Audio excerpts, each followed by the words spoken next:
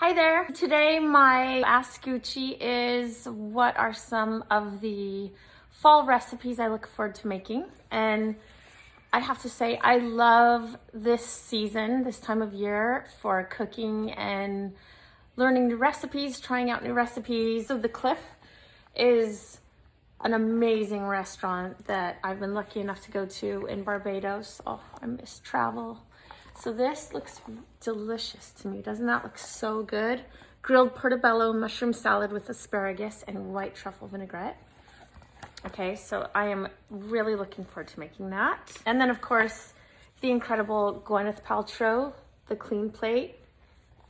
I'm pretty sure this is her newest book and this is my favorite one so far. There's so many options in here. It's really hard to choose, but I love, you know, the idea of this white bean and zucchini burger or the 5-spice salmon burgers. And I oftentimes find that bean burgers are a little bit like, not crunchy or there's a weird texture, but if Gwyneth says they're amazing, then I trust anything she says.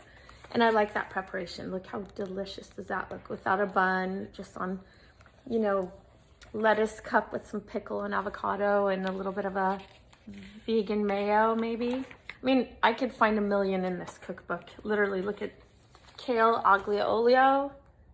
That's a crowd pleaser. I've made that a few times with the kids. They love anything pasta, you know, who doesn't?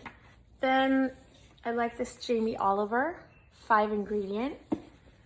It's good for the kids. Also, if, you know, they don't have too much attention span, you know, with too many ingredients. My daughter Gray loves beets and I think she'll like this amazing beet salad.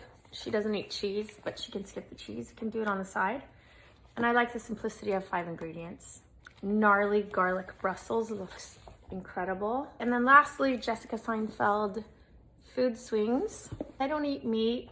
I eat a little bit of fish. You know, there's so many things you can do with chickpeas, lentils, black beans, all those things as a protein. So this looks incredible. Creamy mushroom pasta.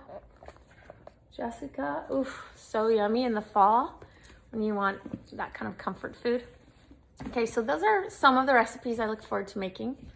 And hopefully I can rope my brother in at Uncle Nick's Eats. He's an incredible chef and maybe he can teach me how to navigate cookbooks and get better at that.